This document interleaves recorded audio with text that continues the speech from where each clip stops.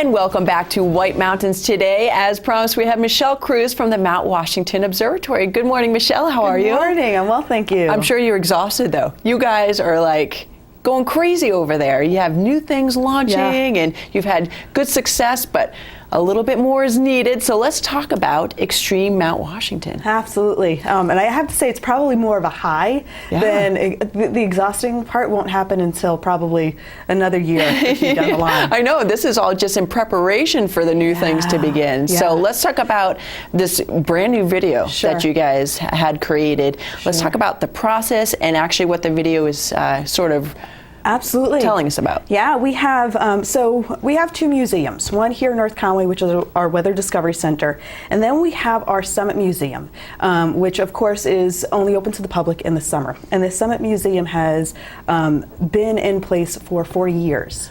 And you can imagine for 40 years, the information that's up there, it's quite some time.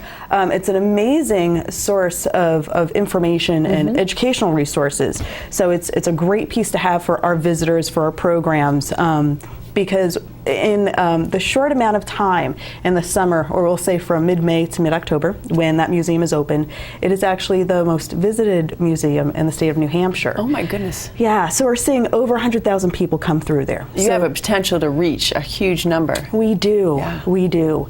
And when we think about our visitors coming up there, it's during the summer. We do have harsh weather during that time, but the really extreme, crazy weather happens in the heart of winter, and that's when our staff is up there. That's when we have people hiking and climbing, mountaineers, and we're seeing it at its worst. So we want to be able to bring that message to our visitors and explain to them what's happening during that time. And you say worse, but it's almost like the most extreme, exciting weather because it's so amazing. I mean, the people go to train on the top of Mount Washington in order to go to the poles. I mean, it's pretty crazy up there. Yeah, we do. It's funny because a lot of our staff that work on the summit, they'll either come from the South Pole and work at the summit of Mount Washington, or they're up there at the observatory, and then eventually they'll go out to the pole, and it's great. But it's that weather, it's that environment, and we want to be able to bring that message to everybody coming through. It's so amazing to see exhibits that we have been working on for the past 3 years, and it's funny to think that it's been 3 years because it's been zipping by so quickly. And when we think of the plan of the design of the winter experience, it was really thinking, well, what are our visitors? What is it that we want to bring to our visitors to really hit that hard and get that across? So we have an exhibit that is a simulator of our snowcat ride, so you could experience how our commute is in the winter. And that is a fun commute, but it's hair raising at the same time. It is. Just on snow. Sure. So you could actually get into the operator seat and be that operator that's taking the ride up the mountain.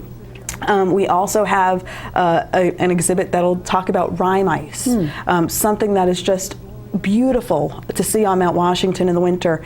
And the video footage that's been captured for this exhibit it's the first time ever seeing formation of rime ice. Tom Gilmet, who is our videographer that's been coming up to capture all of this, the images and the video for these exhibits, has just done an amazing job. Like, he had to build special housing. I mean, it is extreme weather, so to put any kind of camera gear in that, and we were looking at the beginning of the video where you've already seen the rime ice formed.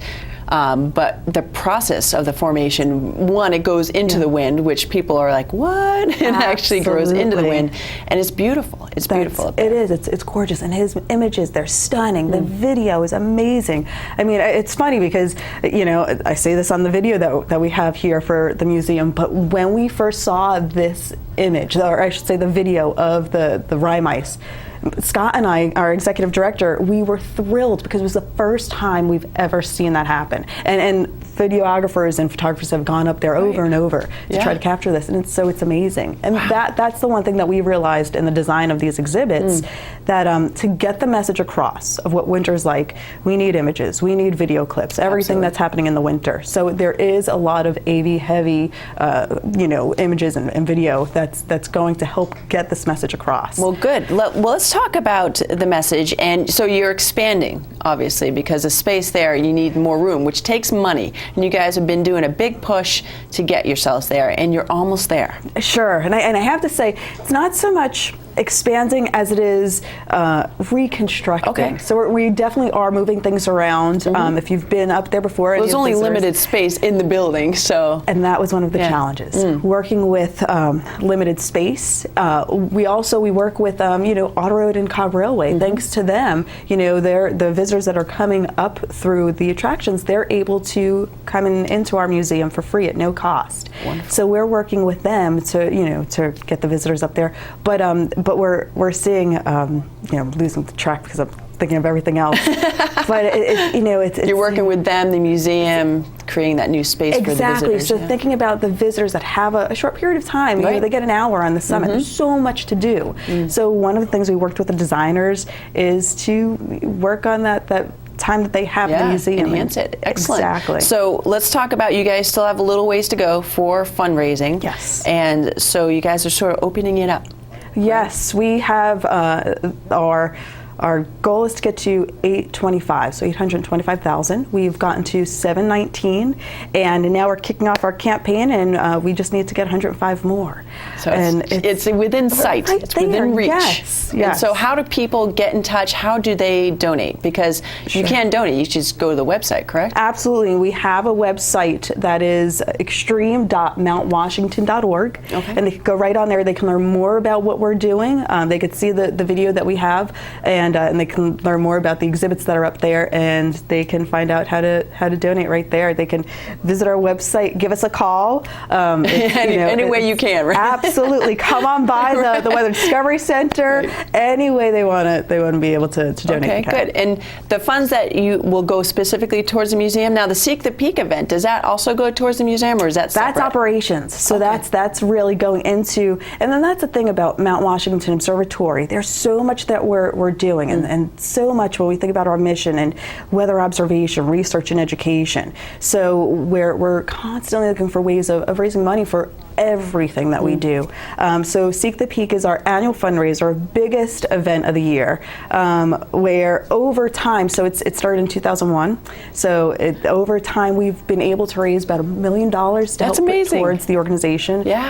Yeah, so we'll be doing it again July 19th and 20th. Registration is open, so it's, be a hiker, support a hiker. If you don't know a hiker, I'm hiking, so support me and help the organization. It's amazing. And if you don't want to do the whole route, there are different routes, right? Absolutely. So you don't have to be hardcore. Oh, absolutely. And that's the thing about hiking on Mount Washington for this hike-a-thon. You don't have to make the summit your goal. I know a lot of people who've just hiked around the lower part of Mount Washington. Maybe you've gone halfway turned around, and it's still a great day out with friends and family. At the end of the day, we have a barbecue at the base of the mountain. Music, food, prizes. Yay. That's the exciting part. So if you're one of our hikers and you raise just $200, you get a great shirt for Seek the Peak, and it's a backpack that's an EMS backpack. Nice. So we have our sponsors here, EMS, we have Subaru and Vask. There you go. Awesome. And so it's pretty cool, having the support and just seeing everybody out on that day. Well, good. So Extreme Mount Washington, you can go to the website mountwashington.org and get links to everything that you need, as well as forecasts for the area, the high summit outlook, and what you guys have been experiencing for weather in the past 24 hours, everything. It's a really cool website, and I have to say, over the last I want to say 10 years since Seek the Peak sort of came, you guys have done amazing things about raising awareness for the observatory. Nationwide, it's known now. Thank you. So it's pretty cool. Our executive director, Scott Henley, he's done an amazing job, and it's great to be part of this organization, and we just think of the history and when it started in the 1930s and what we're able to do today. It's awesome. Well, wonderful. Well, Michelle, always a pleasure talking to you. And same here, Kelly. Yeah, and don't forget, though, distance learning as well. And that's another thing. They're doing outreach into schools, and with some simple gear, you can actually do a great program in your school with the top of Mount Washington. So that's something that you can also find on the website. Well, Michelle, thank you again. I appreciate it. And folks, we'll be back. We're going to be talking White Mountain attractions. Here's a taste of the